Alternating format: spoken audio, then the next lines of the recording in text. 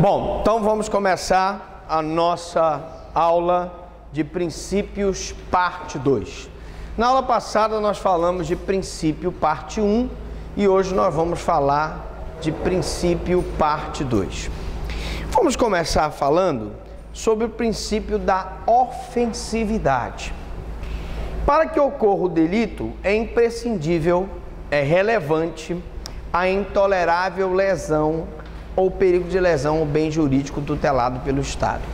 Nós já tivemos a oportunidade de falar sobre o perigo de lesão e a lesão efetiva ao bem jurídico, quando nós dissemos que um perigo de lesão ocorre quando nós temos um cidadão que está dirigindo o seu veículo automotor embriagado.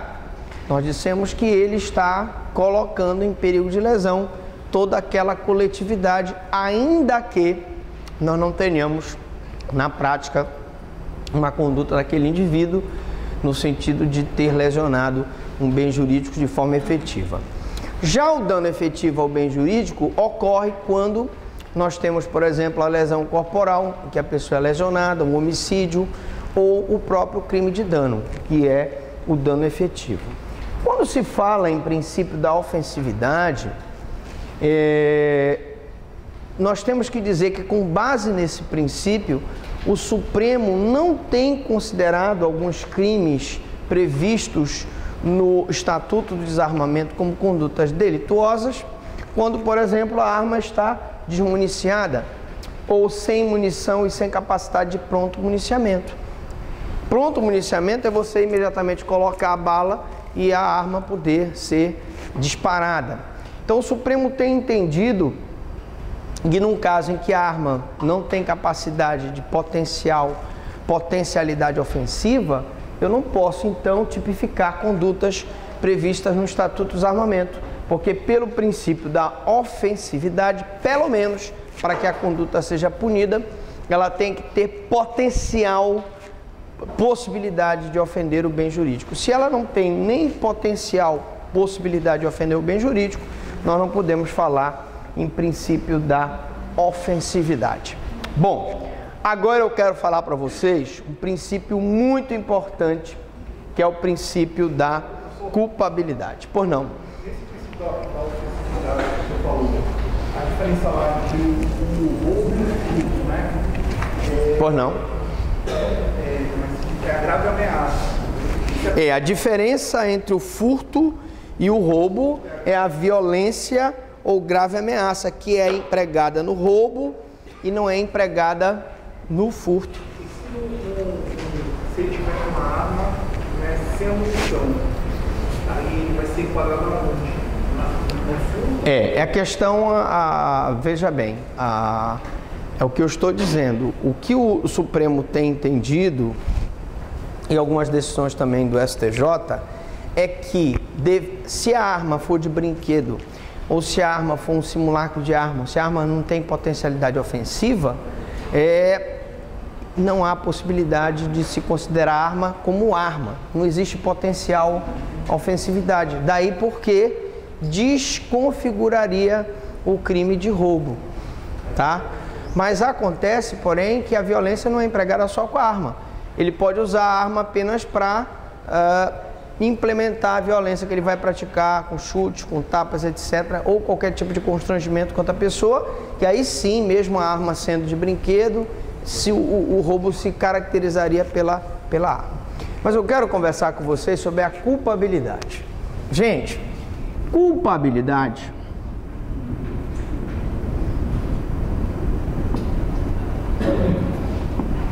é o juízo de censura feito ao autor de um fato típico e antijurídico. Quando eu digo culpabilidade, significa dizer que quando você se depara com uma conduta que você reprova, imediatamente surge um juízo de censura. Por exemplo, nós vimos agora há pouco tempo na TV uma situação em que o cidadão deu uma cotovelada na mulher e a mulher caiu, teve até traumatismo craniano. Na hora que você vê aquela cena, gera em você um juízo de repulsa, um juízo de censura. Isso é que é culpabilidade. Vamos logo explicar para vocês aqui a tarja magnética da censura, que a culpabilidade ela é formada por 3 elementos: a imputabilidade, a potencial consciência da ilicitude e a exigibilidade de comportamento diverso.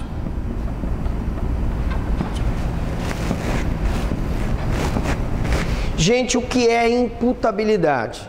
É a capacidade que a pessoa tem de entender o caráter ilícito do fato, né? Se uma pessoa não é imputável, ou seja, porque ele é louco, porque ele é silvícola, porque ele é um surdo-mudo que não teve acesso aos meios de informação, ele não será imputável. A primeira coisa sobre o princípio da culpabilidade é que a pessoa tem que ter condições de entender o caráter ilícito do fato e de determinar-se de acordo com esse entendimento. A segunda coisa é que ele tem que ter potencial consciência de que a conduta dele é ilícita. Potencial consciência da ilicitude é ter capacidade de entender que a conduta dele é contrária ao direito. Então, uma mulher, no caso do filme Náufrago, que ficou muitos anos sem o marido dado como morto, e ela se casa com outra pessoa, pode ser considerada culpada por uma bigamia, uma vez que ela não tinha potencial consciência da ilicitude. Ela achou que a conduta dela era permitida e era proibida, porque ela ainda era casada, porque ele não tinha morrido. Mas aí ela incorreu em erro de proibição, que nós vamos ver mais adiante. E a outra questão em relação à culpabilidade é a exigibilidade de comportamento diverso. Exigir um comportamento diverso é exigir de qualquer pessoa, do ser humano médio, que ele naquela situação se comportasse de forma diferente. Imaginemos uma situação em que um caseiro, um homem pobre, da TF, vocês sabem o que é a TF? Terra firme. Montese, pode ser Montese? Pois é, TF, famosa TF. O cidadão, ele é caseiro numa mansão lá no Lago Azul. Mas ele tem uma filha, essa filha é uma menina esforçada, estudiosa, independente das condições, e ela é sequestrada pelos malas da TF. Né? E aí os malas ligam para ele e dizem: olha, mestre, é o seguinte, ou tu vai lá e traz as joias da tua patroa, ou nós vamos matar a tua filha. E ele vai lá, então, subtrai as joias da patroa dele, para que a filha seja liberada do sequestro, né? Da extorsão mediante sequestro. Numa situação como essa, gente, não é exigível dele, nós não podemos exigir dele, que ele se comporte de uma forma diferente. Ele não tinha opção. Qualquer um de nós, na situação que ele se encontrava, faria a mesma coisa para salvar a própria filha. É o caso, por exemplo, do gerente do banco, que, tendo a família sequestrada, ele se dá ao desplante de tirar o dinheiro do cofre e entregar para os ladrões, porque senão a família morre.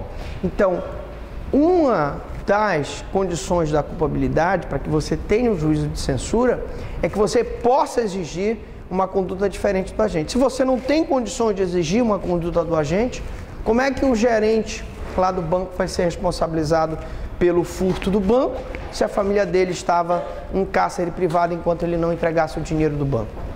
Então, são situações que a gente deve analisar. Professor, você pode verificar aqui novamente a imputabilidade potencial? A imputabilidade é a possibilidade da pessoa entender o caráter ilícito do fato. Para ele ser imputável, ele tem que ser maior de 18 anos, ele não pode ser louco, ou possuir alguma doença mental ou desenvolvimento mental incompleto ou retardado. Potencial consciência da ilicitude ele tem condições de entender que a conduta dele é ilícita. E exigibilidade de comportamento diverso é quando eu posso exigir dele um comportamento diverso. Se eu não posso exigir dele um comportamento diverso e chego à conclusão que qualquer um de nós praticaria a mesma conduta, é porque aquela conduta não é culpável. Lembrando que, mesmo que ele tenha empiricamente consciência do fato, se ele for menor de 18 anos, mesmo ele não será imputável, ele será inimputável e responderá à luz do Estatuto da Criança e do Adolescente. Para um outro princípio da humanidade, diga. Então, posso dizer que o imputável tem a potencial. O imputável é aquele que tem condições de entender o caráter ilícito do fato.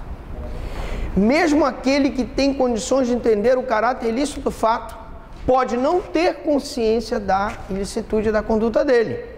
A mulher do náufrago, ela é imputável, ela tem condições de entender o caráter ilícito do fato, mas pelo fato de ele ter ido para uma ilha deserta, né, e ter dado como morto, só voltou no final do filme, ela não esperou, casou com outro. Mas ela é bígama? Não, porque ela não tem potencial consciência da ilicitude. Ela é imputável, mas ela não tem potencial consciência da ilicitude, e a gente até pode dizer que por um estado de necessidade ela não podia se exigir dela um comportamento diverso, uma vez que ela já estava subindo pelos coqueiros lá do quintal dela.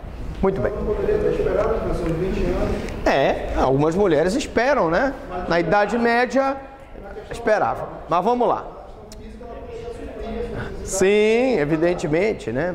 Muito bem, é só ela ir num sex shop e tal, tranquilo. Bom, princípio da humanidade. Em um Estado democrático de direito, veda-se a criação, aplicação e execução de pena, bem como qualquer outra medida que atente contra a dignidade da pessoa humana. Nós já tivemos oportunidade de mostrar aqui para vocês que uma pessoa que cumpre uma pena, uma prisão provisória ou uma pena definitiva num cubículo com 4 metros quadrados, 40 pessoas, sem banheiro, sem janela, sem banho de sol, não se está cumprindo o princípio da dignidade da pessoa humana. Não se está. Beleza? Você dá um exemplo de um presídio que atenda tem conformidade com o princípio da dignidade? Olha, eu fui uma vez para os Estados Unidos. Nós fizemos um curso pelo Ministério Público na Universidade de Miami, de Orlando e de Nova York. Então nós fomos ver um presídio privado americano que me pareceu cumprir o princípio da dignidade da pessoa humana. Aqui no Brasil, tá? Eu não conheço um que diria absolutamente cumpre o princípio da dignidade da pessoa humana. Mas em determinadas épocas nós tivemos situações de presídios que cumpriram, tá? Até que houve uma falência daquele presídio. Por exemplo, eu posso te dar um exemplo da Heleno Fragoso.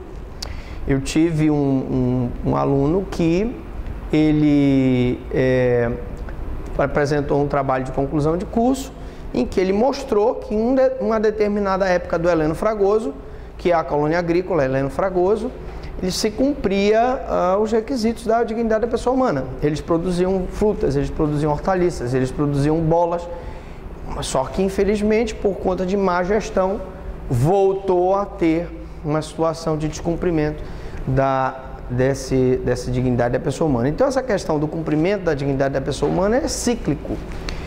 Em épocas que o Estado administra bem, se cumpre o princípio. Em épocas que o Estado administra mal, se descumpre esse princípio. Mas o que eu quero dizer para vocês é que, por esse princípio, eu não admito penas como, por exemplo, chibatadas, penas de apedrejamento, e qualquer descumprimento dessa condição humana gera para o advogado, o defensor, o direito de pleitear através de uma ordem de habeas corpus que aquela pessoa seja retirada daquela situação degradante. Princípio da proporcionalidade. Pergunta de prova. Com relação à proporcionalidade entre os delitos e as penas, eu tenho um adágio latino: pena debet commensurare delicto. Ou seja, a pena deve ser proporcional ao delito. Deve existir sempre uma medida de justo equilíbrio abstrata entre o que é fixado pelo legislador. O legislador tem que se ater a esse princípio da proporcionalidade. Ele não pode pegar um crime de menor potencialidade ofensiva e colocar com a pena do homicídio, do latrocínio, do estupro.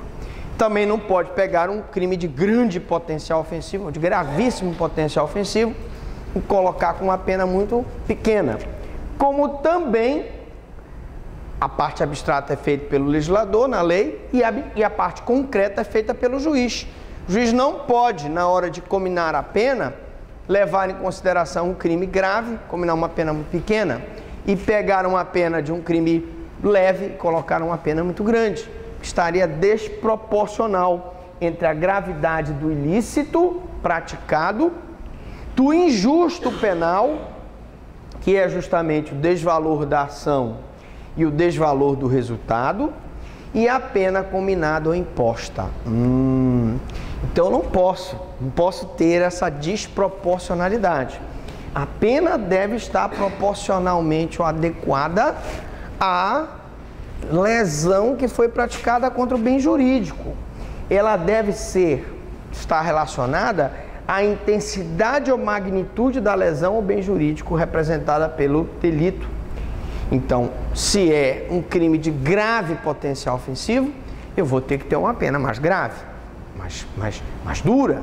E se for um crime de menor potencial ofensivo, a pena poderá ser menor, ou haverá a possibilidade até de eu substituir aquela pena por uma restritiva de direito, de eu substituir aquela pena privativa de liberdade por uma multa. Então aí eu estou analisando o princípio da proporcionalidade, como também a medida de segurança relacionada à periculosidade criminal do agente. Nós já tivemos a oportunidade de dizer para vocês que eu só aplico uma medida de segurança de internação se o crime pelo qual aquela pessoa deficiente mental ou com doença mental, desenvolvimento mental incompleto ou retardado, estiver respondendo, for punido com reclusão. Eu vou privá-lo da liberdade naqueles crimes mais graves. É um louco que responde um crime de homicídio, é um louco, um maníaco sexual que responde um estupro. Então eu tenho que privá-lo através da internação. Mas se for um crime menos grave, um crime que a punição é de detenção, eu vou só submetê-lo ao tratamento ambulatorial. Também é um respeito ao princípio da proporcionalidade. Princípio de estado de inocência também poderá ser pergunta de prova. Cai muito na OAB, cai muito em concurso público, com o seguinte aspecto, né? Ninguém será considerado culpado até o trânsito em julgado da sentença penal condenatória. Nós já vimos em outra aula que o Supremo Tribunal Federal entende que é mais adequado a expressão princípio da não culpa, não é isso? Ou não culpabilidade. Explicamos para vocês que a pessoa pode até ser condenada pelo tribunal, pelo juiz de direito, mas você pode entrar, vamos só fazer aqui rapidamente, a pessoa é condenada aqui pelo juiz, né? Você entra com a apelação, você apela, né? Você apela para o Tribunal de Justiça. O Tribunal de Justiça mantém a sentença. Você recorre com recurso especial para o STJ. O STJ mantém a decisão e você recorre com recurso extraordinário para o Supremo Tribunal Federal. Então, gente, enquanto eu tiver bala na agulha, enquanto eu tiver um recurso possível, enquanto aquela decisão não transitar em julgado, eu sou considerado inocente. Mas, professor, o senhor já foi condenado. O cidadão já foi condenado, não tem problema nenhum. Enquanto ele estiver recorrendo, ele é considerado inocente até o trânsito em julgado da sentença penal condenatória. Ah, professor, mas agora a gente tem a lei da ficha limpa, que se o cidadão for condenado por um colegiado, ele então, mesmo que ainda pendente de recurso, ele não pode se candidatar. É outra história, é o âmbito do direito eleitoral. No nosso direito penal, vale o princípio do estado de inocência ou não culpabilidade. Toda pessoa acusada de delito tem direito a que se presuma a sua inocência, ou se presuma a sua não culpa. Ele está sendo acusado de um fato típico, ilícito e, como diz Zaffaroni, culpável. Vou repetir, que poderá ser pergunta de prova. A pessoa está sendo processada por um fato típico, ilícito e, como diz Zaffaroni, culpável. Culpável. Zaffaroni diz que também tem que ser culpável, mas ele é presumido inocente, enquanto não se prove sua culpabilidade, de acordo com a lei. Então, primeiro eu vou ter que provar que a conduta é típica, porque ela se ajusta ao tipo penal. Segundo, eu tenho que provar que aquela conduta é ilícita, porque ele não está albergado pelo estado de necessidade, pela legítima defesa, pelo estrito cumprimento do dever legal e pelo exercício regular do direito. E terceiro, eu tenho que provar, segundo o Zaffaroni, que ele ou não é imputável, ou não tem potencial consciência da ilicitude, ou pode-se exigir um comportamento diverso. Nós vamos ter uma aula típica sobre excludentes de ilicitude. O estado de necessidade seria a pessoa no naufrágio, só tem um bote salva-vida e os dois brigam por aquele bote salva-vida. Esse aqui não precisa nem de bote salva-vida, ele já está morrendo, vocês estão vendo aqui. É tuberculose isso, tem que curar essa tuberculose, porque é bacilo de Koch. Eu acho que você deve se... Ele me disse, se isole dele aí, porque o negócio está violento. Bom, e aí, um naufrágio, bote salva-vida, só tem uma pessoa lá, e ele então vai lutar com aquela pessoa. Um vai morrer e o outro vai sobreviver. Esse que sobreviveu matou o outro na briga pelo bote salva-vida, mas ele estava em estado de necessidade. Enquanto não se prove sua culpabilidade de acordo com a lei, em processo público, nós sabemos que aí é o princípio da publicidade, os processos são públicos, né? Salvo aqueles em que a lei exige que se tramite em segredo de justiça, como é o caso de crimes sexuais, divórcio, investigação de paternidade, por exemplo, todas as garantias necessárias para a sua defesa. E aí eu falo do princípio do contraditório, da ampla defesa, da igualdade, do princípio da igualdade de armas, do devido processo legal e etc. Declaração dos Direitos Humanos da ONU, de 1948, artigo 11, né? Princípio da igualdade. Quem foi que falou? O senhor acabou de explicar isso da teoria, né? Tripartite, né? Que é a fato típico, né? Multiplicidade. Eu vi no último que a gente aplica mais a quarta, né? Que é a continuidade. Sim. Eu gostaria que nós nos ativéssemos aos princípios, porque eu posso explicar tudo para vocês, mas cada macaco no seu galho. Vamos colocar a carroça na frente dos bois. Nós estamos já fazendo perguntas do final do nosso curso de penal. Então nós vamos ter oportunidade da culpabilidade, vamos falar da ilicitude. Nós não estamos nem ainda na teoria geral do crime, que é importante. Então vamos nos ater à pergunta sobre... Nós estamos agora no princípio da igualdade, mas vamos lá. Sobre a questão da punibilidade, que seria uma quarta teoria, algumas pessoas entendem que para que a conduta dele seja considerada crime, a conduta tem também que ser punível. Então nós demos aqui um exemplo de situações da extinção da punibilidade em que o Estado não exerce aquele seu direito de punir a pessoa naquele tempo e que, portanto, o fato é típico, é ilícito, é culpável mas não é punível porque se extinguiu a punibilidade. Ou pela prescrição, ou pela decadência, ou pela abolitio criminis, ou pela morte do agente, enfim, ou por qualquer causa extintiva da punibilidade, tá? Então, por isso que alguns colocam mais essa teoria da questão da punibilidade. Bom, mas nós estamos no princípio da igualdade, senão a gente vai lá na frente no programa e volta, e não é o nosso objetivo. Princípio da igualdade. O delinquente, não tira esse trema daí, por favor, que não existe mais trema, não pode ser discriminado em razão de cor, sexo, religião e raça.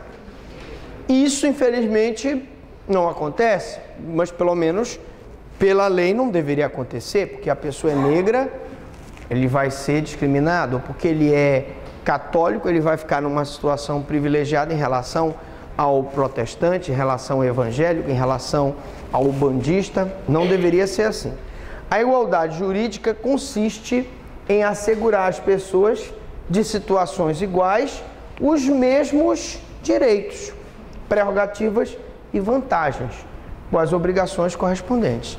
Pessoas iguais com os mesmos direitos e prerrogativas, significando tratar igualmente os iguais e desigualmente os desiguais nos limites de suas desigualdades. Muito bem.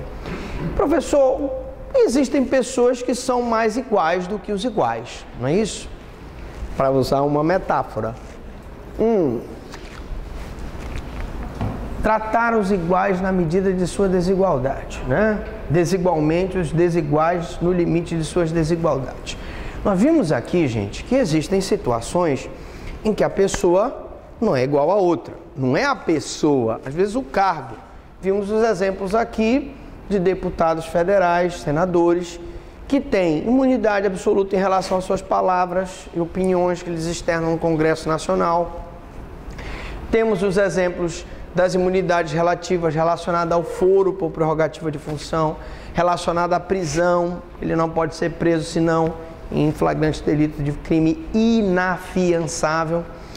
Então, são situações em que eu estou tratando desigualmente os desiguais nos limites de suas desigualdades. Bem verdade é que se nós formos analisar, nós não estamos tratando a pessoa, se trata do cargo dele, que por isso tem uma prerrogativa de função.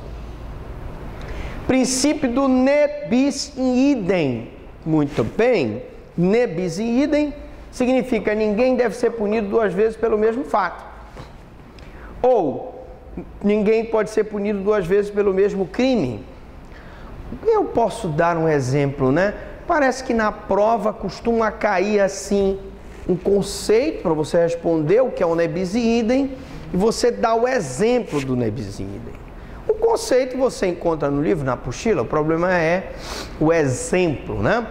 Por exemplo, eu posso começar com o exemplo da violência doméstica.